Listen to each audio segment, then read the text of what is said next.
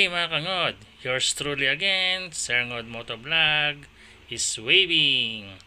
Nandito na po tayo ngayon sa ating part 2 ng ating video na travel natin dito sa Alfonso, Cavite. Talagang binacktrack ko tong video to. Ito yung huling pinakita ko doon sa video nung sa part 1. Kasi nakita ko dito, yan sa kanto na yan, ang place ng General Aguinaldo. So, ngayon ko lang din nalaman na ang General Aguinaldo pala ay isang bayan dito sa Cavite. Narinig ko lang yan, 'di ba, sa General Aguinaldo Highway. Pero nung sinearch ko nga, meron nga pala tagang General Aguinaldo. So, medyo na-confuse ako doon kasi ngayon ko lang din na nalaman, ha. Sorry sa aking history teacher na hindi ko na alala 'yon. Kaya titingnan ko din 'yan sa mga banda-banda riyan. Ngayon, ang ating binabagtas ay ang papuntang palengke na bagong gawa dito sa Alfonso, Cavite. Siguro 5 to 10 minutes lang ang travel time mula sa pinakabayan. Dito sa part na to, may nadadaanan tayo ditong terminal. Yan, ang terminal ng mga bus sa ginagawa. Kaya mga guys, kung magagawin kayo dito sa bayan ng Alfonso, kung mapapanood mo tong video ko, nagkakaroon ka ng konting kaalaman or idea kung nasaan yung mga common place nila dito sa lugar na to. Kaya guys, medyo mababang biyahe din naman po siguro to, kaya samahin nyo lang po ko lakbay natin papuntang palengke ng Alfonso, Cavite. Let's go!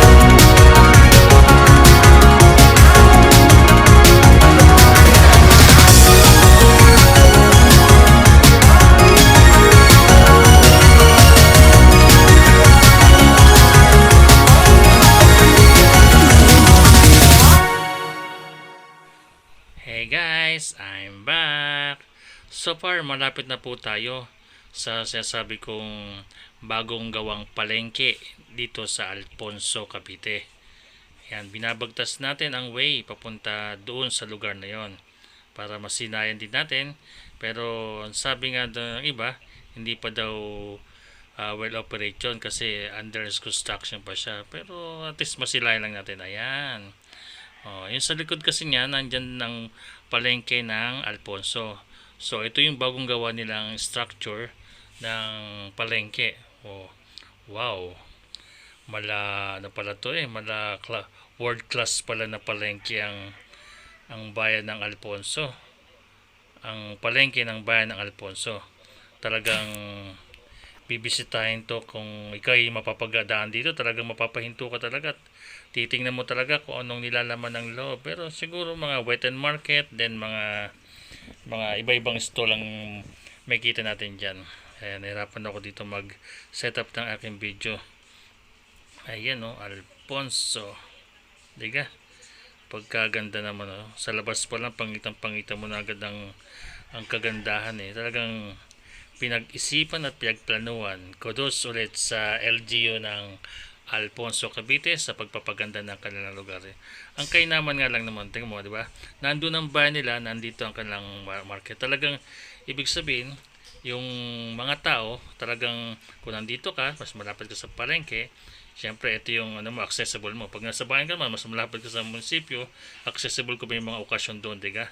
Ito, yan. Sinilip ko lang, kaya kita mo niya naman, talagang crowded medyo ang tao rito. Kasi nga, family yan. Iba-iba, may mga burger, kung ano-ano sa kabilang side, mga store. Ayan, diga. So, ito itiyatahak na natin. Palabas na po tayo ng Alfonso. Papunta po tayo dun sa Tagaytay. Kasi magawin nga tayo ng Nasugbo. Iikot tayo ng Nasugbo. Talagang itutour ko kayo doon. Ito ang gagawin kong tour this day. Kaya abangan nyo lang ang aking mga video. Yan, naka-line up sa mga ibibideo ko. So, ito yung madadaanan nyo na medyo madaming tao sa pamilya ng bayan ng Alfonso. Paano guys? Samahan nyo ulit ako. Biyahin natin palabas naman ng Alfonso. Let's go!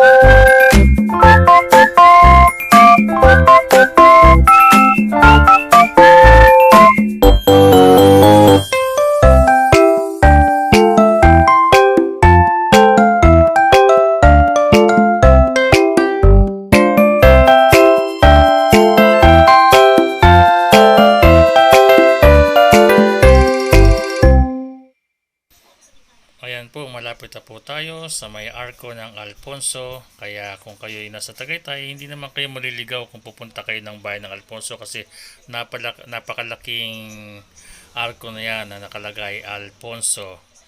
Ayan, may kita nyo dyan sa labas ng Alfonso, may kita ka dyan mga tindahan na mga karne, baka, baboy.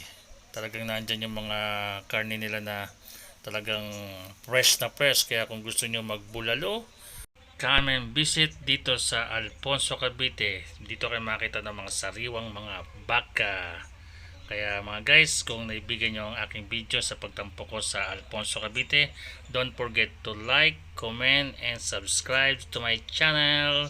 Sangod Motovlog is in the house.